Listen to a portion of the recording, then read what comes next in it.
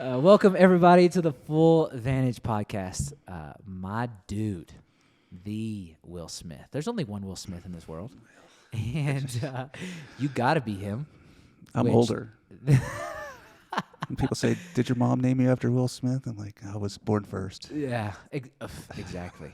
Well, you look younger. Thank you. You know, and you're cool. Maybe cooler. I don't know. I think so. Probably. I don't. Yeah, I think so. I mean, look at how cool your arms are.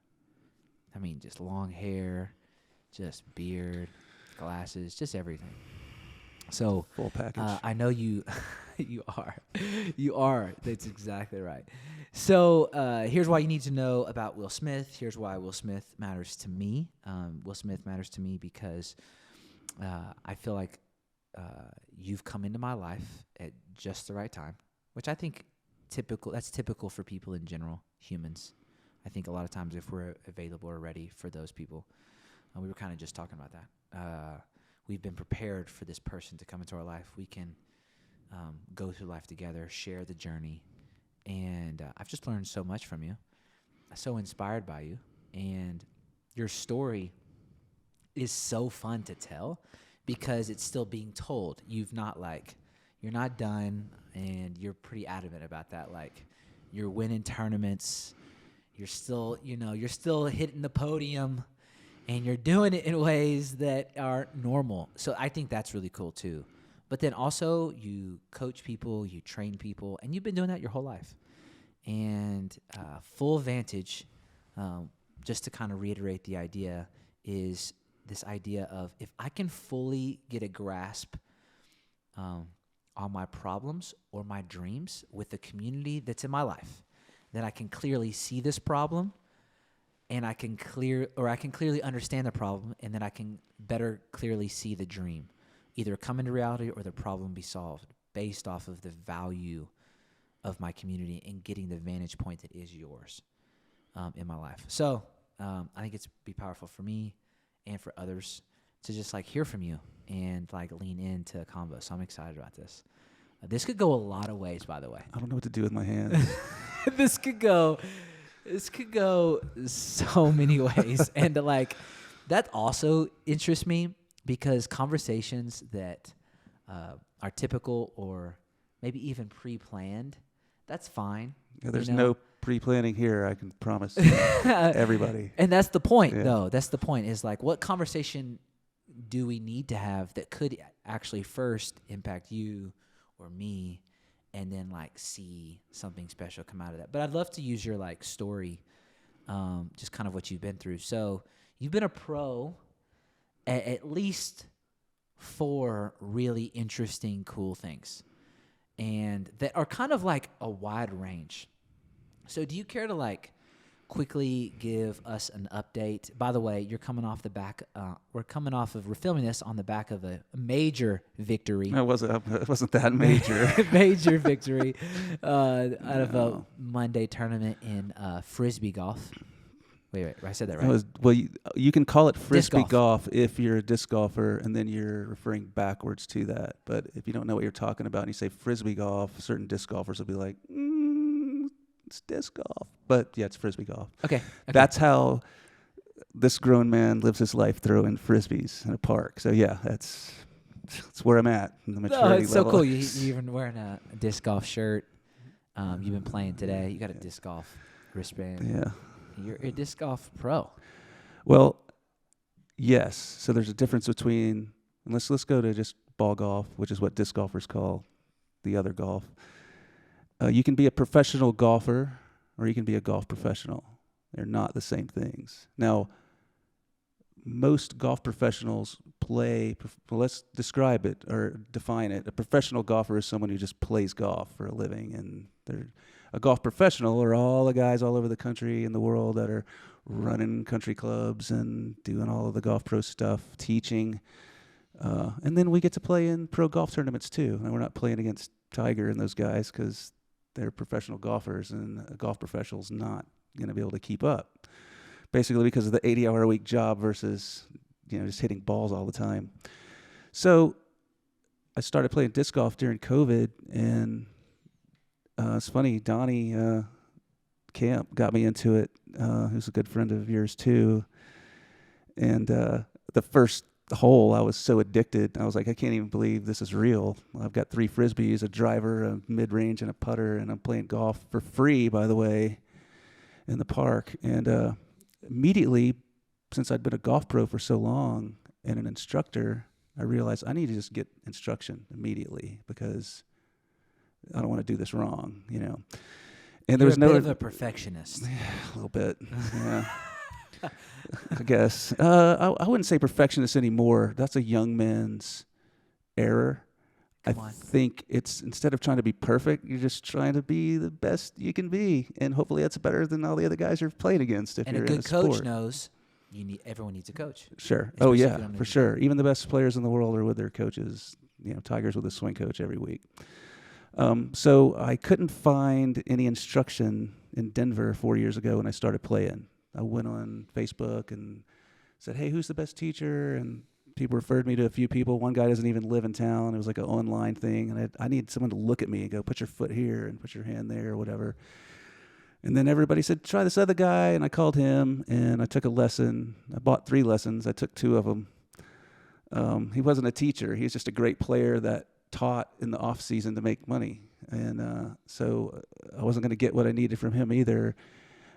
And coming from the golf pro teaching world, the last several years I was with a company called Golf Tech, based here out of Denver, and now it's everywhere, which is all very, there's a lot of factual data on degrees and positions of the swing. There's a lot of video, side-by-side comparisons with tour players. You know, we can draw lines and stuff all over the screen and say, hey, you're doing this or that. And so there's none of that in disc golf. So within about 3 weeks of starting disc golf with no instructor, I told my wife, I'm going to become a disc golf pro. Like, I know you can't be a pro at anything in a year or 2 or 3, really. So I knew this journey was going to be ahead of me to where I'm not going to ever be a professional level player. I'm too old can't throw far enough. But I could become a great disc golf teacher and coach, which I've started doing as of last year. So that's where the word pro is, because I'm making a few dollars teaching. And I do get to play a lot of tournaments. There's a great company in town called Fly Green. It's a big disc golf store, and they're sponsored me to play all the events and wear their gear. And it's a great relationship. The community of disc golfers, it's a lot of people that need friends and relationships that they don't know they need, you know, because it's just something you can get out and do for free. So you have the whole kind of world a little different than being a ball golfer, which requires funds and continual funds to practice. It costs money every time. And where disc golf, you just go to the park. And I started with my wife. I mean, it was during COVID. We were out several days a week, just becoming more best friends than we already were. And I got, you know, like, this is what I want to do. So played really hard for 3 years. Started this year and won my first event this year. I think this is my 5th tournament win now. And got a whole bunch lined up coming up. So, you know, that part of the life is my fun. You know, can make a few dollars here and there teaching. It's not like a career as a disc golf pro, but it's happening. So it's pretty exciting. So no, that's cool. Yeah. So just a little bit about, do you care to just give a plug a little bit about the community, disc golfing community, and how I think it's growing. The sport itself has gone from hardly anything over the last 30 years. I think like mid-70s it started. And you could sign up with the PDGA, the Professional Disc Golf Association, so you could get a number. And for the first 30 years, there might have been up to maybe 70 or 80, 100,000 people.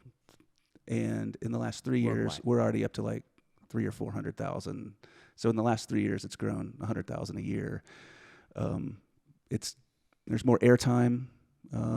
Some highlights here and there on ESPN, but there's some huge YouTube channels, and the PDGA has their own channel with covers all the pro tournaments all year. So there's a limitless or unlimited supply of things to watch and learn, and you know, you can get from, you know, watching YouTube really. I personally just like to be hands-on. I like to have somebody in front of me and go, okay, well, this is why you're throwing it over there. Let's fix your feet, and then watch them throw it, at the target. And it's exciting. Love coaching. No, in person's so cool. Also, I think it's wild to see a sport become a sport and to gain traction. And like the niche is so refreshing. You're getting to be outside. You're doing all things. It feels very. You know what I was thinking about? I was thinking about it feels very dude perfect, like trick shots. Sure. Like throw a disc. How far can you throw a disc? So the farthest I'm going to throw a disc is about 380 feet. I would say the pros throw it, 500 to 600 feet. 90% of the world can barely throw it over 200 feet. So I've spent 3 years tearing my arm out and throwing left-handed and coming back right-handed and to get it to where it's well over 300 feet now. But what's different about disc golf and what you're talking about, trick shots and stuff, is that in ball golf, when you hit the ball, it either goes straight or it's going to go left or it's going to go right. Or in disc golf, you have a whole bag of discs that they all do different stuff. Some of them start out left and then go right. Some go right then left. Some go only left. Some go dead straight. So depending on what shot you have through the trees or up the hill or over a rock, it helps you determine what you're going to throw. So it's kind of trick shotty, and you got to be good. You got to be able to control the angle of the disc when you're throwing into a 20-mile-an-hour wind, and there's so much more to it than just throwing the frisbee. Yeah. But it's so simple because if you can walk around and you have one arm, you can play disc golf. It's pretty good. I just remembered a friend of mine during COVID. I went over to his house, and he bought a bunch of discs, and we were throwing it around his house Sure. to try and see if we could we were playing disc golf in the smallest course. Perfect, yeah.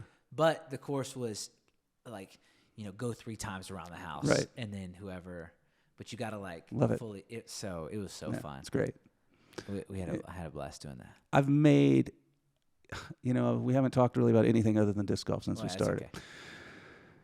So yes, that is my whole life. There's nothing else that I need to talk about. No, I'm just kidding. I've made a lot of friends in the past in the churches I've served at and the small groups I've been a part of. Great, our relationship is becoming, and I've made the same kind of relationships almost instantly on the disc golf course with people that they've never been to church. They don't know, what's in my heart and the love that I have for bringing people together, especially, groups of men that need to become better husbands or dads or, just be better about themselves. And so since I'm not leading men's small groups right now, God's given me the disc golf course to meet people and bring them together and then see those guys helping each other out, where I'm not even around. And so it's my small group. No, it's right so now. cool because the thing is you have a gift in coaching.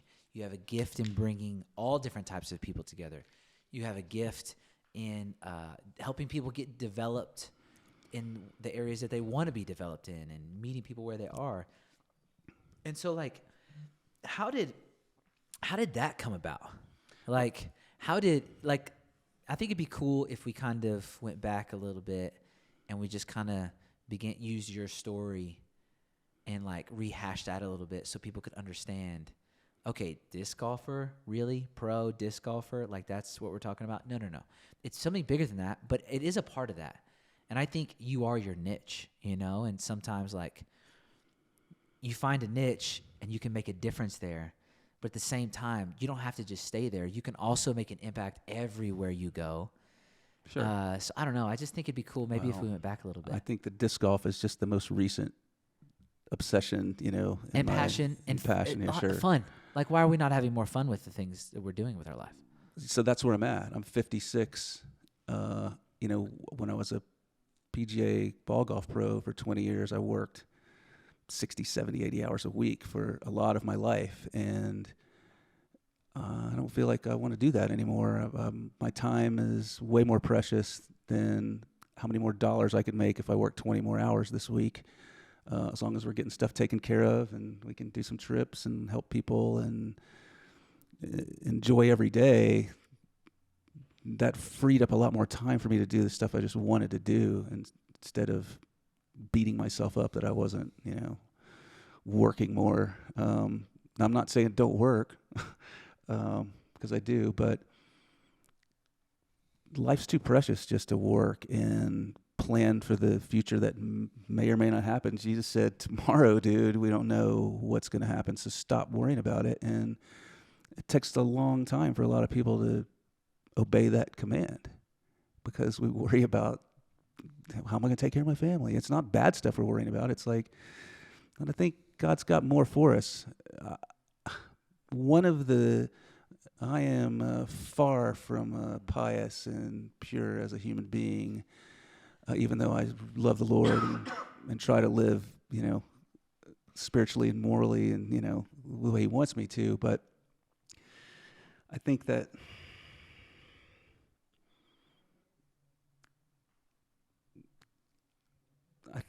we have to be okay with the stuff God gives us to make our lives better, and we have to accept it and then open these gifts and play with them, if you will, rather than we're just going to save them up till someday, I'll have enough money to do that. And I think that's not, for me at this point in my life, all of the little things, whether it's disc golf or music or ball golf or whatever, it's about bringing people together. I'm an extrovert,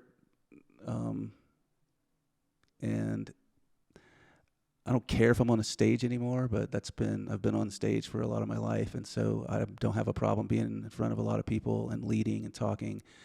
And I feel like, I don't know,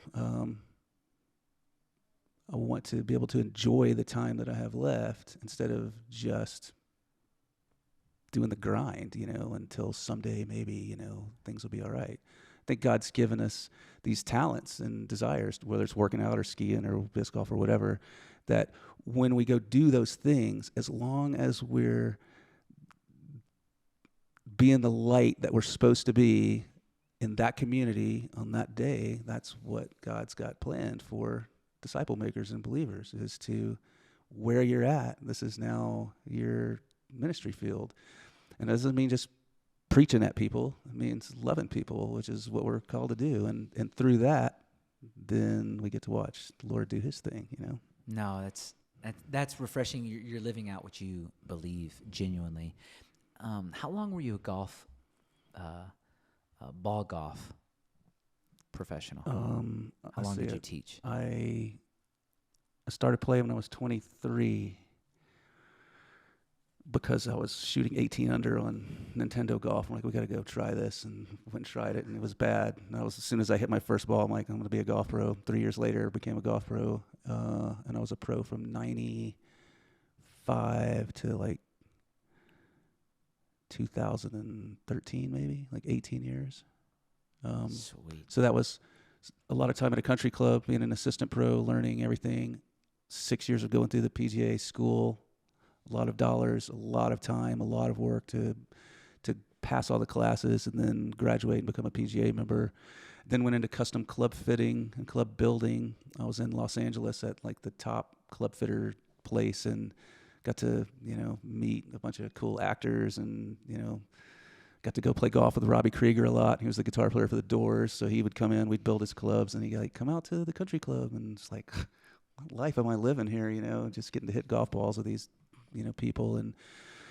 And so 18 years of that, and then had a few years off and started teaching guitar full time in 2012. This is what, I started playing guitar when I was 15 and wanted to teach through high school. I was good enough, but, there was no internet, so you're posting flyers on a telephone pole. You're not getting a lot of students, back in the 80s. So now we got internet, and so now I got a bunch of guitar students, so get to do that full time, so I play guitar and throw frisbees. That's what kind of man I am. That's my whole life, just goofing off, really. That's such a wide range of teaching. Ball golf, musician. Well, I love telling people what to do, and so I might as well get paid for it, right? No, but like, you care about people. Yeah, that's the whole point, is building relationships and watching people's lives get better. And, people need instruction, quality instruction. You have a vision, but then you need someone to teach you how to do it, and then you got to go do it. So you got to be spending a lot of time at whatever it is until you're at a high level of whatever it is, and then you can then at that point share and teach, and so all that's great. For me, the joy of having, you know, Jesus as my Savior, and then Him giving me His Spirit, so that all day I can operate in the Holy Spirit. So then that gets to be shared through whatever the other activity is, whether it's guitar, golf, or whatever, because you have to talk to your instructor. So if you pay me to sit down for a half hour, I'm going to tell you what to do. You probably should do it since you paid me, but it also gives us a chance unspokenly to get to know each other, and for me to, and you to influence me, you know, just during basic conversations. And that's the whole fun of life for an extrovert, is to be around people and have friends and watch their lives get better, I think. I couldn't tell you were an extrovert. Yeah. I'll stop talking now. That's it. No, Thanks for listening, guys. That's it. It's so good. Okay, so if somebody's passionate about something, whatever they're passionate about, would you say that everyone needs a coach? Oh, yeah, for sure. Why? Unless you're just magically gifted like Mozart, or there are humans, I suppose, that didn't need a coach. But because when you learn from somebody that's already been there, then you can avoid making the same mistakes. If there's no other reason, that's good enough, I think, for me. But for me, I wanted to learn how to do stuff right, not just so I didn't have to go back and fix my mistakes, but I just wanted to be excellent at what I'm doing. And I understand it's not like immediate. And so it's better to have good instruction and somebody, a coach at least, watching you going, hey, you think you're doing this, but you're not. And whether that's a sport or a marriage or whatever, it's great to have coaches. And you know what I'm talking about. So anything you care about, you would say it's good to have a coach. Anything. If you care about it, if you're passionate about it. Well, I mean, you know, there's some things that probably shouldn't be shared with other people, you know, but most things, Sure. yeah, absolutely. I think, Sure. why not? Why not? Sure. If you can have a coach that's going to be the right coach for you, Sure. In general. then there yeah, may why be some not? specific things Otherwise, about- you can figure stuff out on your own. Everybody doesn't, maybe they don't think they need a coach. But if you want to be excellent at something, I would say absolutely you need to have instruction and timely feedback, and you need to practice and have that observed. Sure. Yeah. Sure. Okay, so from a good coach that you are, what's the best way to find a good coach? Oh, man. Because that's hard. It's easier to find a spouse, and you can go listen to all the podcasts on how to find the spouse, and that's pretty hard. Yeah, I mean, because you looked for a coach. I did. There wasn't one. There I wasn't think one, and you had to become there one. is. I think, you know, we have the internet, so you can Google it and ask other people, you know, who's your coach, or who do you recommend, or what does the World Wide Interweb recommend? You don't really know until you have the first meeting. Sure. And if you're like, so I take lessons, so I know right away if it's an hour-long session, within 3 minutes I'm going to know if the person is a good coach, only because I've been a professional coach for 30 years. So, Right. in my opinion, and maybe I'm biased on what I want out of somebody, but I think a professional at what they're doing. That means they've already established, they've already learned all the ins and outs of how to get to this level.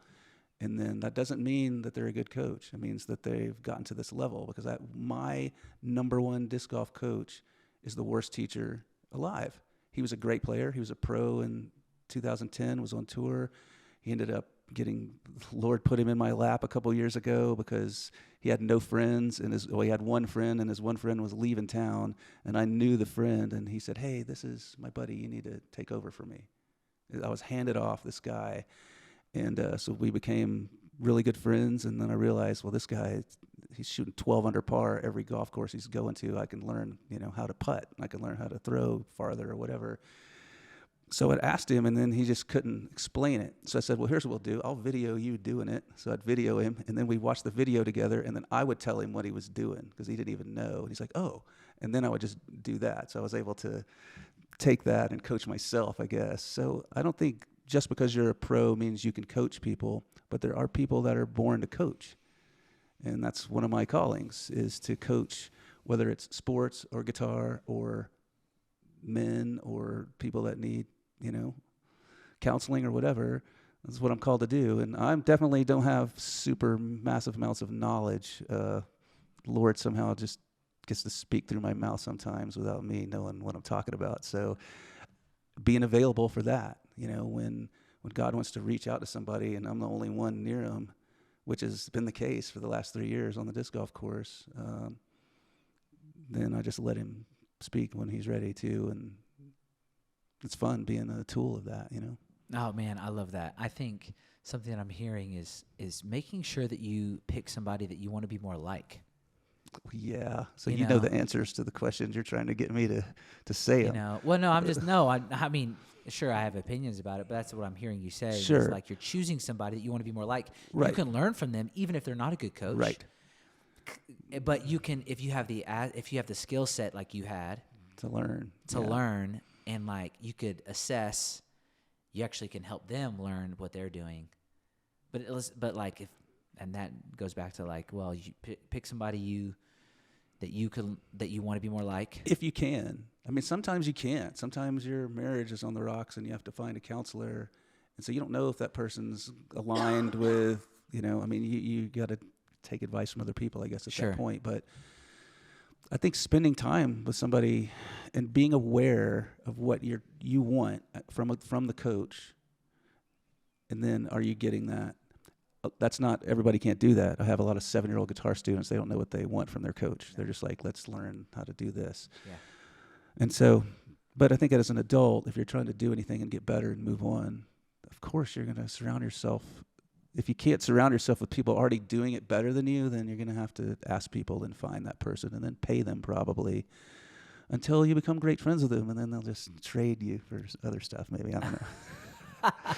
I love that. I imagine you trade. As a golf pro, I've traded. I've had porches built for, I'll give you 10 lessons, put this rail up on my porch. Absolutely. No brainer. So yeah, it's a great gift to be able to trade and barter with on earth. That's so funny. My gosh. What do you think, as you look at your life, if you could run it back, what are a few things that you could be like, hey, like I'm gonna carry these principles or these thoughts with me from the start as a good coach? Because okay, so you could also say I would never run it back because it was so valuable. If I could go back with my knowledge now, if that's the question, that's a whole different game. Because if I went back and did it again, I'd probably be the dummy that I was and do it that way. I've learned. If you had to coach yourself, let's do that. So like, if you had to go back and coach your 20-year-old version of yourself, man, what are a few things you'd be like, please remember these things or this thing? I think my buddy Joe told me this. In fact, he told me, and I told you a few months ago, we were having coffee. He just said this phrase to me because I was irritated. We were having a call, and he said, you have to be okay with where you're at right now. Especially if the Holy Spirit is already inside of you. There's things that we have left to do on earth, but we're complete at that point. And so if we're irritated with the person in front of us at the traffic light that's not turning, we can act out, which is the majority of the time of most humans, me included, except for now, and I'll tell you why that's not the case anymore. Or we can be okay with where we're at. Maybe the Lord doesn't want us making that left turn because in 5 minutes down the road, something else would have happened that we're going to miss now. Who knows? We have to be okay with it, is the thing. Otherwise, irritation starts, and then that just spreads to usually first would be the wife. or your closest people, and then everybody else. And it's like we're in no way at that point credible to lead anything at that point with that kind of attitude. I've driven a lot in my life, and I didn't have the most patience with other drivers because most people can't drive. Definitely, most people can't drive as good as me. I'm just kidding. Did you know that the average American thinks they're better than half of the drivers around them? So Yes. that's pretty funny. So I had a problem with people and commenting out loud on how they were driving. In fact, I used to have this thing called the 100-foot arm. So when I first met my wife, I was like, man, I wish I had a 100-foot arm because I would roll down the window and punch that guy that just passed me, in the other lane over there. So we finally got rid of the 100-foot arm, where I would just keep it in the car. And I was coming out of the mountains last summer, long drive home. I was almost home. I'm like, I'm not going to take the interstate. I'm going to go over this pass, and it'll take me like 10 minutes longer. But so I get up the top of the pass, and there's this old dude driving this truck 5 miles an hour, and there's 25 cars behind him, and he's not pulling over. There's turnouts like every half a mile. He's not doing any of that. He's just holding up this line that's now snaking 2 miles through the mountain. And so every now and then a car would pass. You can't just pass on those roads, and so it finally got up to me. So it's been an hour. I should have been home. I'm still behind this guy in the mountain. I'm right behind him. And I'm just like giving him a little toots, deet, deet. Like there's a turnout, pointing at him. Hey, just pull over for a minute. And he's oblivious. And something happened where I lost it. So I just laid on my horn. 40 seconds. And then it just broke. It stopped. So now I have no horn. So for the next 3 months, no horn. Which is really dangerous, by the way. You need your horn, not for that, but like if you're on the interstate and the truck's coming over on you, and I'm just like, oh man, this is not good. But when we need patience, and by the way, guys, don't pray for patience, because all that's going to do is God's going to go, you got it, buddy, because I'm going to give you that. But patience, we don't need when things are good. It's only through the times that are not good that we have to have it. So if you're praying for it, then you're going to get these times that have to come up in your life to where now you have a choice to make. So now I have no horn, and I'm still driving a lot. And so now I'm sitting at the light, and the left turn arrow is green, and the car in front of me, they're on their phone, and I can't do anything. I just have to sit there. And if I make the light, great. If not, maybe they'll wake up for the next one. And so for the last several months, all of my driving anger 100% went away. I have full patience now. Literally, I could care less what's going on around me. And that's carried over into other areas of my life where I'm like, do I really need to get irritated that person said that to me right now? I don't. I mean, I am, but better for me to just sit outside for about 10 minutes before I come in so that they don't get a reaction from me that's completely unnecessary. I could just pray or listen to a song or do something and get back to normal and move on and not even bring it up. Because we nitpick, especially with our families, it's the easiest thing to do. Like, I was with some of my friends playing disc golf, and a lot of times when I'll be in a group of like 4 or 5 people, and like a single will come up because they've caught up to us, from the other holes, and someone in our group will be like, hey, do you want to play through? And everybody's like, yeah. And then I'll say, it's $5 each. It's like Venmo, Zelle, Cash App, whatever. Just, it's kind of a joke. Most people are like, haha. Well, every now and then somebody will just be like, get kind of like, what? What a jerk, And, I'll go home and tell the story to my wife. Yeah, I was a real jerk today. I'm really working on being a bigger jerk. I told all my friends, and she's like, you don't need to work on that. So, she sees a part of me that I don't, apparently nobody else sees. So I've been really working on that to just be super patient and realize that, hey, I got to be okay with where I'm at. I got a question a few days ago, maybe 2-ish days ago. And it goes like this. It goes, hey, how do you deal with getting emotionally hijacked? And not becoming like an emotional monster. And the person was really, I love the question that was just commented on like a recent, a post or podcast that we had. And I love the question because this person, trying obviously to get better at like not allowing their emotions to get the best of them. But, it's important for us to assess what causes us to get hijacked or emotionally distraught to the point of acting the way that if we were in our right mind, so to speak, we wouldn't act. Or if we were understanding how everyone was perceiving us, or if we were really. So what would you say to that person based off of some things that you've learned? Because when we're driving, that is a lot of what that feels like. You're getting hijacked emotionally by a circumstance that you're in. But I'm hearing some different things that you've learned about patience. I also have a definition, a working definition of patience that has helped some people that have been struggling with patience that I'd like to share with you. Oh, I can't wait to hear that. Before I share that, I want you to assess that. How would you help this person that says, hey, I'm struggling with being an emotional monster or getting emotionally hijacked? Okay, so what does that look like? For me, I have an answer for me that may not work with everybody. Let's go for it. Being a PGA member had a lot of privileges in the people that I got to meet, and I got to sit in on some great golf clinics and things like that.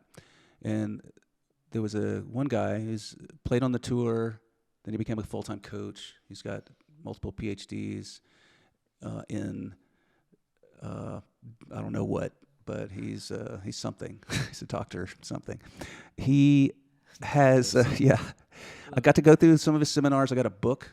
It's a golf book. It's called Mind Under Par. And so the book itself has all these chapters on what the best pros are experiencing when they're playing at their top level. There's like 6 things that need to be in order. And one of these things is relaxation. Okay, so when you see the top players doing their thing, the highest level, it's because they're not stressed out. Their muscles aren't tight. They're almost in slow motion, and everything's natural. And when you're in the zone, it's what happens. So through this guy, I learned how to breathe, these breathing techniques. And so I have an old CD from 25 years ago that's now on my iPhone that I listen to before every tournament. It's like 20 minutes of just breathing, and then there's some little mantras that are said about yourself to boost confidence and assurance. But through the breathing, you learn how to sense stressful situations. Like if you're having a conversation with somebody and you're angry, you'll find your fists are clenched or your shoulders are tight or whatever. And so it's recognizing that and then how to let it go through breathing. And so not to get too deep into it, but there's a certain level of stress in our bodies right now, just sitting here looking and talking at each other, to each other. And if we went through this breathing exercise for a minute, you would experience, and we can do it, and we'll do it here because it's just too much, but we'll do it later where you can, 60 seconds later, you're not the same person.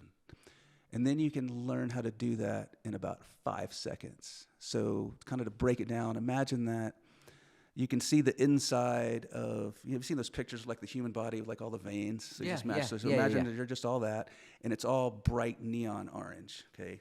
All the veins right now are just, that's the stress. And then through a deep inhalation, and then with my exhalation, as I exhale, I'm going to bring in and from the top of my head this cool blue that replaces the orange, and I blow it just all the way out my fingertips, out my feet. We need to learn how to do this breathing exercise so that I can get rid of all the stress in my entire body in 3 seconds. So when I'm in stressful situations, whether it's an argument or in traffic, or even on the golf course, as I walk onto a tee box, or as I walk off the tee box, or walk onto a green or off the green, I can breathe one breath, which is about 3 seconds in and maybe 6, 7 seconds out, and put myself completely relaxed and get back to who my mind is and what's happening. So there's exercises you can learn. Prayer's great. That would be the first one. But, in breathing and just physical things we can do to overcome tension, there's things that have to be learned and taught Otherwise, you wouldn't know you need to learn them or how to do it. And so I've taught a lot of golf pros. Like, I'm not as good as a lot of the pros that I taught, but I've made a lot of things better because of things they weren't thinking about, just about that, about how to relax in a stressful situation. We had a forest fire at a house I lived in up in the mountains in LA. We were out of town, turned on the TV, see this fire. We're like, that's our road. So we drive 3 hours back to town. We can't go down our road because there's a 20,000 acre forest fire going and my house is in the middle of it. We had to stay at somebody else's house for a few days, and then finally we were able to drive down the road. And I utilized that breathing technique, the 3 miles from the interstate to my house, not knowing if it was there. I have 26 animals in the yard. I don't know what's going on. That's 3 days, haven't been there. And get there, and the gates are open. The fire department, basically what I learned about forest fires is that firemen aren't putting out the fire. They're steering the fire around all the structures until it can get contained. And so they came in and chopped down the 40 trees around my house that I'd planted. And, 10 years later were big trees. They were all gone. The yard was a mess. The gates are open.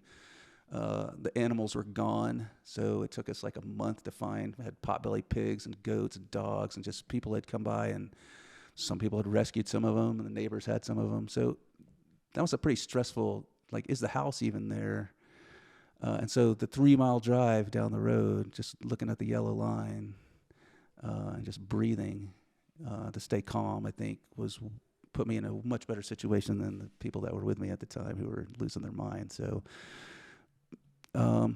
breathing, slow, deep, diaphragmatic breathing, and prayer.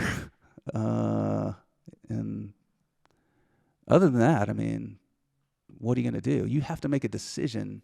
Being stressed out is, people are like, oh, I'm out of control, but that's not true. For most people, you're choosing to be out of control. Yeah. Because maybe it's a terrible situation. You just want to be upset or angry or whatever, but we have to be deliberate. I think we know that third fruit of the Spirit is peace. And that's not something. The fruits of the Spirit on your arm. Yeah, they're tattooed on my arm. Hey, just real because quick, I have to let me show you the third one. yeah, peace. And peace is something that is good. It's a good thing. Yeah. It's a fruit of the Spirit. It's not something that we do. It's something that is a result of our actions and our trust in the Lord. And then we can have peace. This peace that passes understanding is a real thing that can happen. If we're obedient to the first part of Philippians 4, 6, and 7. Be anxious for nothing. So that's a real simple 4 words. It means don't worry, right? It doesn't say be anxious for some things, like the big things. It says nothing. Don't worry. And if the scripture says don't worry, and then we worry, what is that?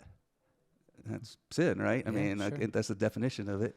And so that was one of the biggest issues of sin in my life for a long time, was anxiety, of worrying about everything, and how am I going to pay this, and what about the future, and what about the house, and and what about this idiot that's not turning left in the light screen? Anxiety that I just really don't have much time for it anymore. Yeah, I heard this really cool definition of anxiety that I was like, oh man, yes. Anxiety is valuing everything equally. And if you value everything equally, then the little things make you upset. The things that don't, like all of the things in front of you, you value them equally so that you give them all of the weight. And if something messes up in this or that, then it's like, oh man, that's a good idea of like what causes us to be anxious, is just valuing everything with an equal state. And that's not helpful, and it's not. So for me, like I said earlier, my way of dealing with it is I've learned how to do this. It's called a body scan, where I can just sense tension and blow it out of my body just like that. It's gone. Yeah. I'm not the same as I was 5 seconds ago. Right. So, but I've learned how to do it. So that's how I do it. No, I love that. And then I had to share this with a close friend of mine because He's a high capacity, high strung, high energy guy, and he's about to have his first baby. And Let's go. he just started a brand new company, and he's just like, he doesn't know if he's going to live in the same place. He may move somewhere. And so it's like, I'm talking to my friend, and he's like, man, I just got to work on my patience. And I was like, can I just like help you out with like maybe a different view of patience? And he was like, oh, please, anything. And I was like, I'm actually going to, while I'm telling it to you, I'm going to text it to you just so you have it written. Okay. What if patience is not waiting on the thing to happen, but figuring out what you can do where you are in between where you are and what you want to come your way, but just adjusting your actions and your motive in between the things, not sitting, not stopping, not necessarily waiting, but figuring out who you can be and what you can do in between now and then. It's good. So that he can refocus it, and it's not like you have to sit down and be still. No. Be patient for that thing, but do something. It's just figuring out what to do in between. It's where you're at. Yeah. Going back to the pastor I had before said, okay, if you're called to music ministry, okay, and you're waiting to get on the worship team, like you're called, you're ready, you're skilled, you know the songs, but they have a lot of players, and you're the new guy. You're not going to get up and do it right away.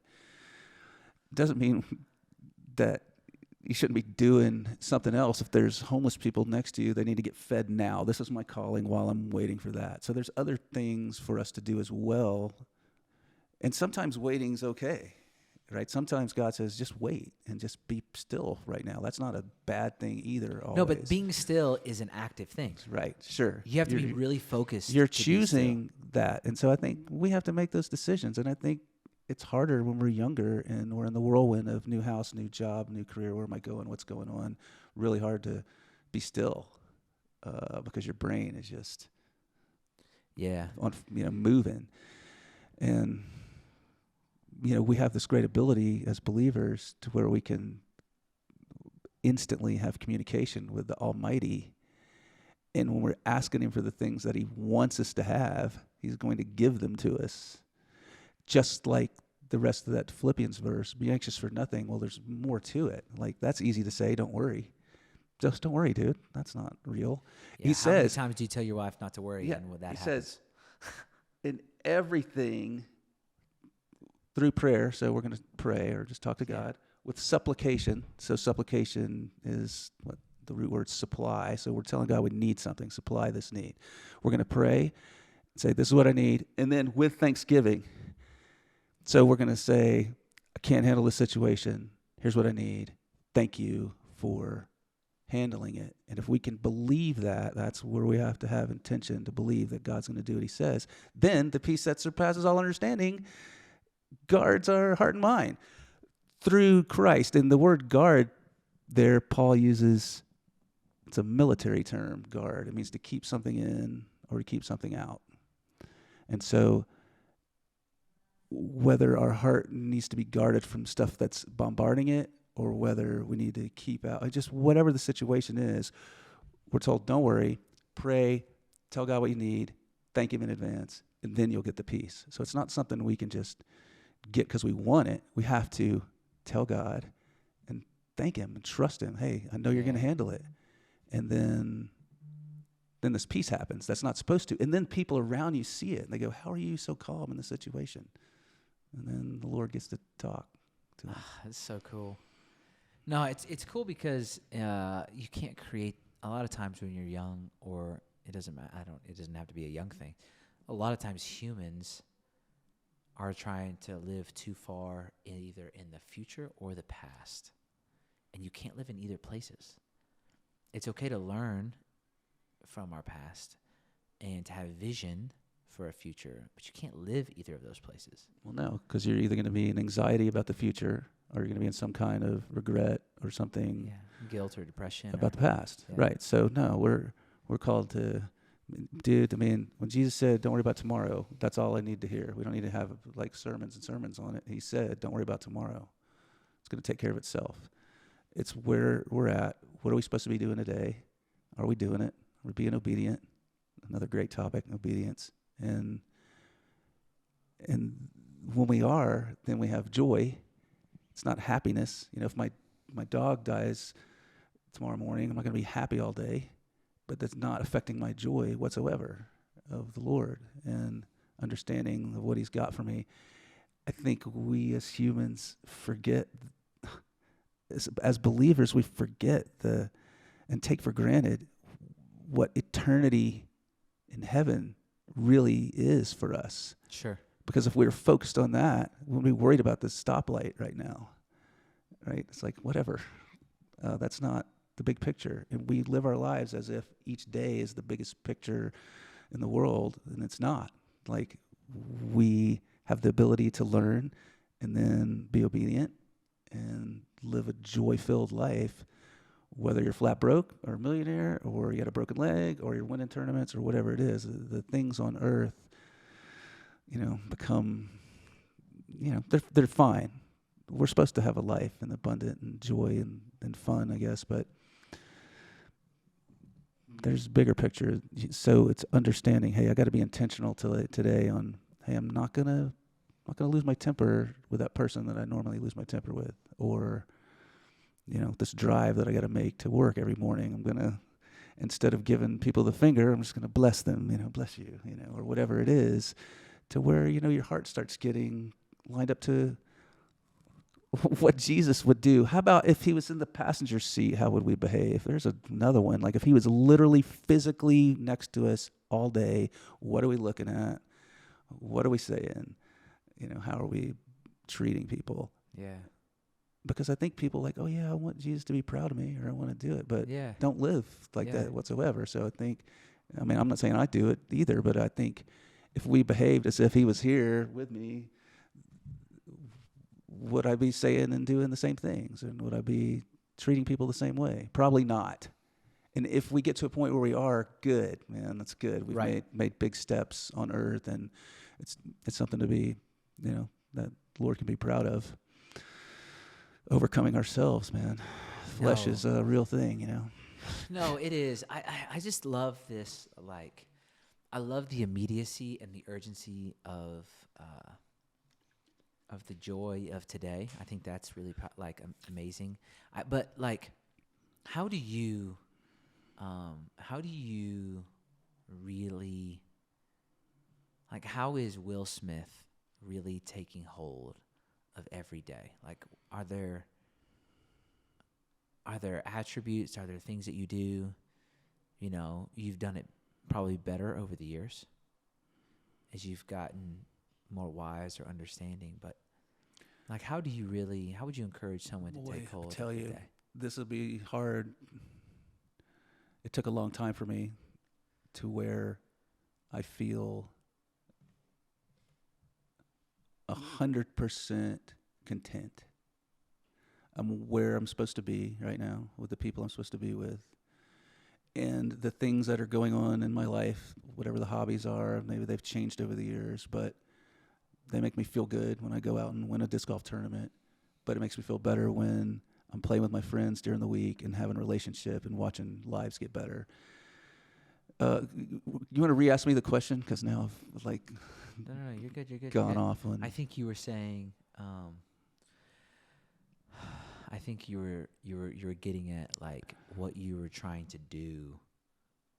How you try to be on a daily basis, and content leads you to value the moment you're in. Right. This is what I wanted to tell you. I used to live in the future always. When I would come back from a trip, if I didn't have another trip planned, I would go into depression. Even if it was 6-9 months away, whatever. It wasn't like I was going on trips every week, but I wasn't content with where I was at. I was always thinking about, hey, I want to go visit this place or go here or do that. And where now I wake up every day and I'm right where I'm supposed to be. I feel that way for the first time in my life. I don't have a need to you have to plan in the future. Sure. Last week when you said, "Hey, look, we're going to do a podcast next week," I needed to put that on the calendar. I appreciate But that. yes, and I showed up, but it wasn't like this was it consumed my mind for 6 days in a row of, hey, I've got to go do something next week. Yeah. So I'm trying to stay in just today. Who am I going to see today? Who am I going to run into that I didn't know I was going to see today? How can I make their life better today? My job as a human believer is one job, and that's to love people. It's God's job to judge, Jesus' job to save, the Holy Spirit's job to convict. But our job is just to love God and love people. That's it. And that's how We're you not spend your life. we're not responsible for anything else. Yeah. And so how can I get up, whatever it is my tasks are for today, and just love people? Is it just saying good morning? Is it holding doors? Is it physically doing labor, or is it just hanging out and having coffee and us becoming closer? I mean, so how am I doing it? I'm just not living in the future anymore. It's going to happen.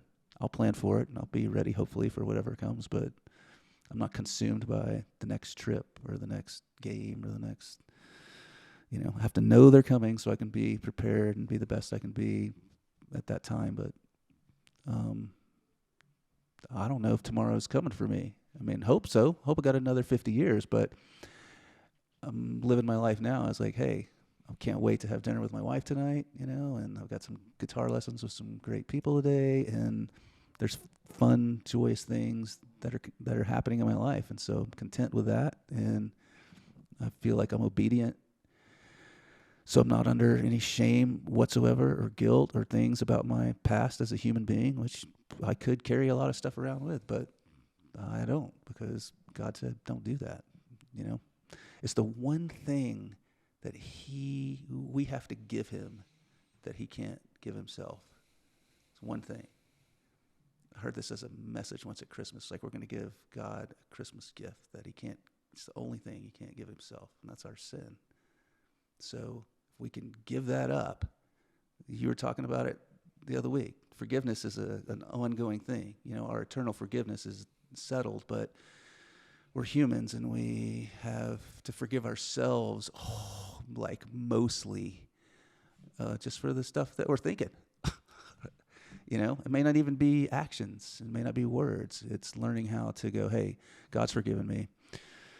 I'm still in the flesh, so it's going to keep happening. I can, make efforts to be better, but I'm still going to do things, and I have to be able to forgive myself. And if someone else, I need to ask them for forgiveness, I need to go do that. But most of the time, the stuff that I'm carrying around is just my own thoughts or whatever. And I think, from whatever level it is, from extreme thoughts to, I'm unrighteously angry at drivers around me, maybe that is righteous. I don't know. But I mean, it's just being able to go, hey, I'm sorry. That's, if Jesus was sitting here in the flesh, if I had to turn to him and go, sorry, I acted like that. And then I need to be able to recognize that in my own life daily and go, and say that to him. Sorry, dude, I blew it again. And not lay around in the shame or guilt of it, but get up and, God's got stuff for us. We're still here. As soon as he's done, needing us, then we'll go be with him. But I mean, there's a reason some of us are still on earth, and it's because God needs to talk to people and love people, and people need to give their lives to him. For sure. Yeah. How do you make the most of the day you're in? That's a hard question. I don't know, man.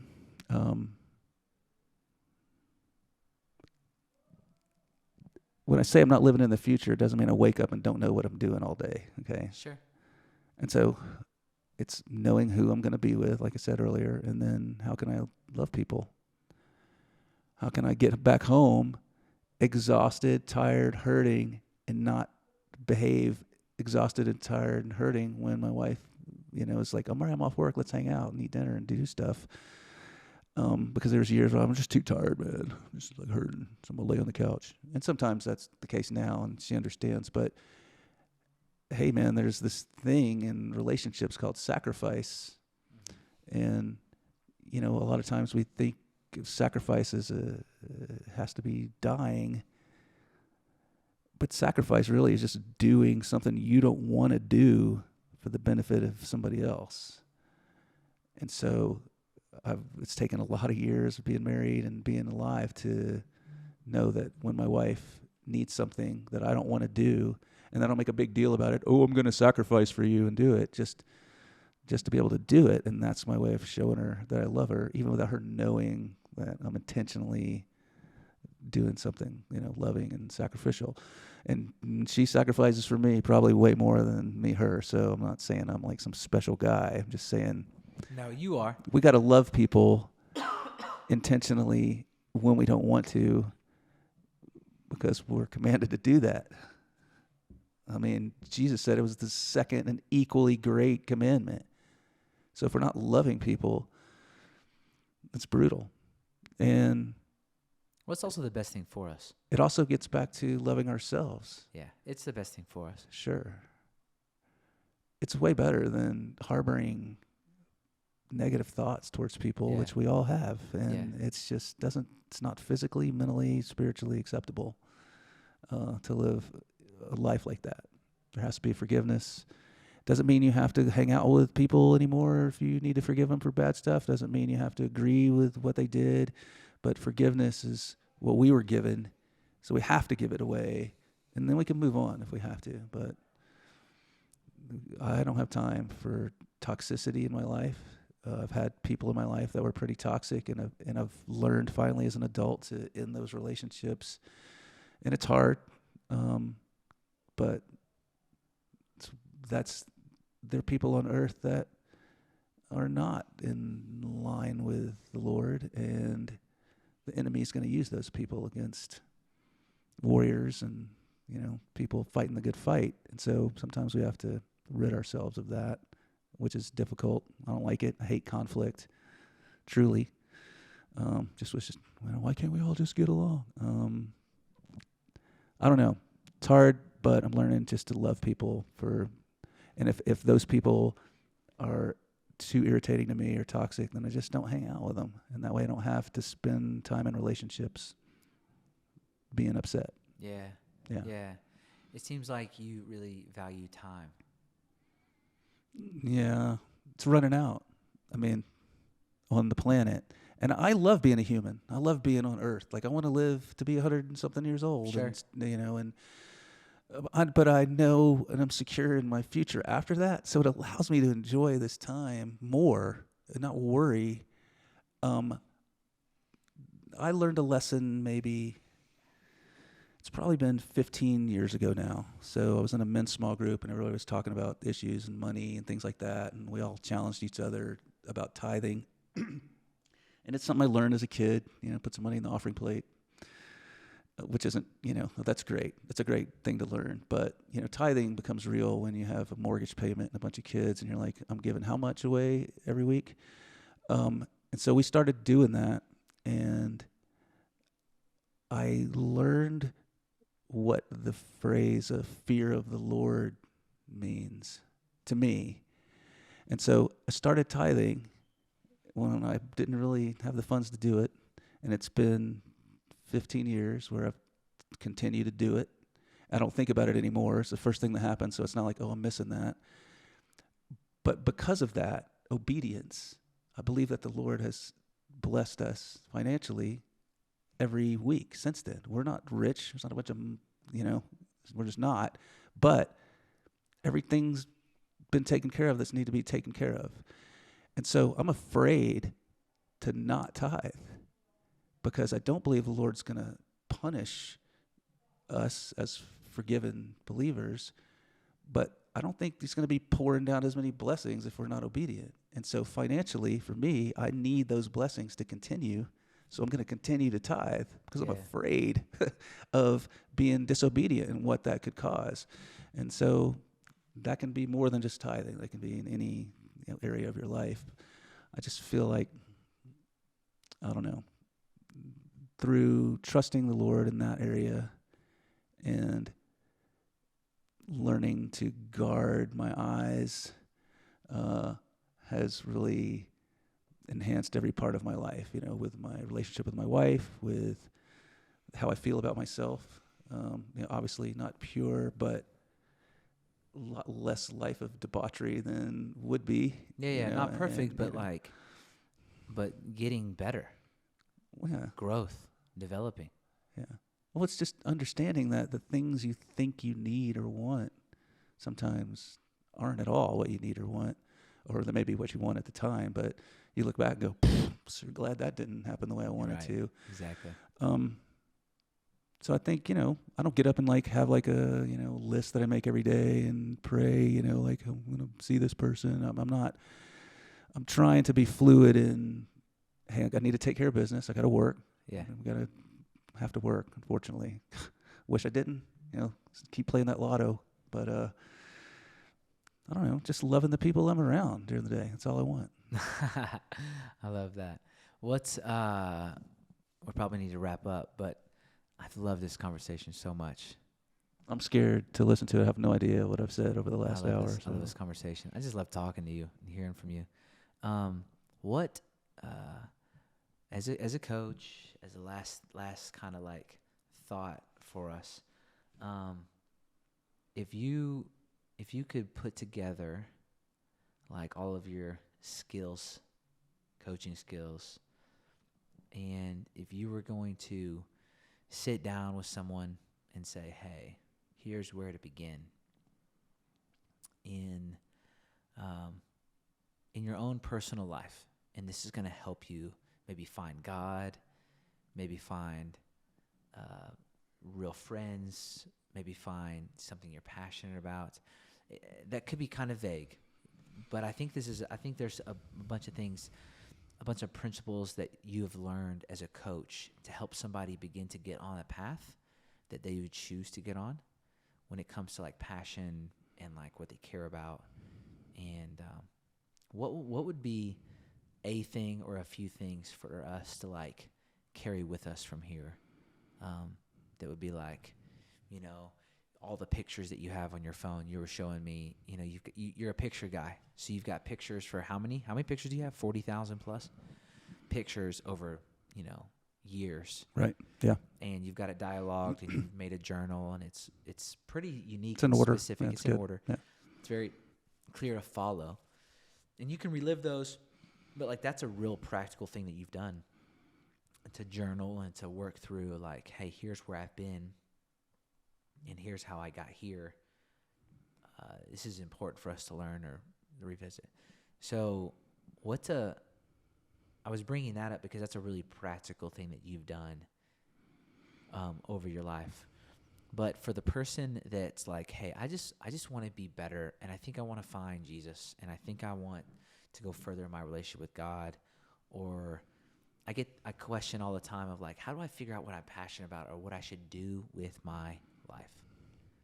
What would you say to that person that's in trying to discover? I think if your passion isn't a negative thing, it's something that's going to be beneficial for you in your future, then it's really hard, dude, to set goals, but it's setting some just basic initial goals first and then finding a coach. And when you're talking about doing life or finding Jesus, it's finding someone that is there already and then asking those questions. Say, hey, here's my goals. And they're going to go, oh, I know all those goals. Done all that. Let's walk to that first one. I think relationship is the key, 100%. Can't do this alone. Don't think we can do everything just by watching YouTube. There has to be people, and they really should be godly people that are in your life to say, hey, you're doing this great. Hey, let's look at this. What can we do better here? Hey, this is absolutely not what you need to be doing. Let's find a substitute for that. Because I think taking things out of people's lives and not replacing it, that's coming back. So we need to replace it. Hey, this is your habit. You like to do this, and this one's really not good. So let's do this one more, or let's add something else. And that's only going to happen with other people that are leaders that have been ahead of you in the game. And then you have to buy into what that leader wants you to do as well. So it was like the current church I'm at. I've been to a lot. And when I saw what leadership was, it was a no-brainer. I'm like, are you kidding me? Jason and Billy and you and just the people that are doing church. Like, I think how, like, God's like, yes, you guys are doing it, man. I just heard a business meeting with all you guys where all there was just laughter and joy. And it's like, that should have been videoed and put out to other businesses of here's how you conduct a business meeting. It doesn't have to be, yeah, we're serious. We got to get stuff done. But there's so much love and fellowship and relationship that would be my number one thing is find a person that you can believe in and then say, here's where I'm going. Help me get there. And most of the time, it's going to be like, let's do that, Yeah. And we can do it. That's awesome. Yeah. Well, I'm happy you came into my life, man. Yeah, you're I'm amazing. grateful. Yeah. Grateful for you. Yeah. And, I remember the first time I saw you. I remember the first time I saw you. I remember the first time I saw you too. Yeah. You're welcome. Man. Yeah, no, thank you. My gosh, thank you. Yeah. Hey, it's a joke. Yeah. if anyone wants to connect with you, you're coaching. You coach guitar. Yeah, I'm a full-time guitar teacher. And you which that's an amazing. Like we talk a lot about the sports side, but like man, amazing guitar teacher, but also disc golf pro. How does someone connect with you if they're like, hey, you know what? I'm actually interested in like learning guitar or. I'll just give out my phone number and email because that's where I'm at. So cool. The email is Will WIL. 1L. Yes, it's Will Disc Golf, so it looks like wild because it's WILDISCGOLF at Gmail.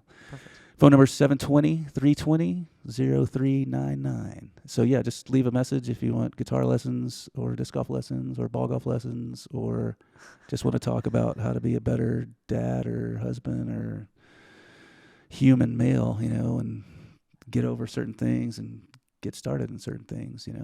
Let's go. So much fun to be with, man. And I just look forward to hanging out with you more. Yeah. I appreciate Thanks, it. buddy. Yeah. Love you, man. Love you, bro. Appreciate you. Thank you guys for joining us on the Full Vantage podcast.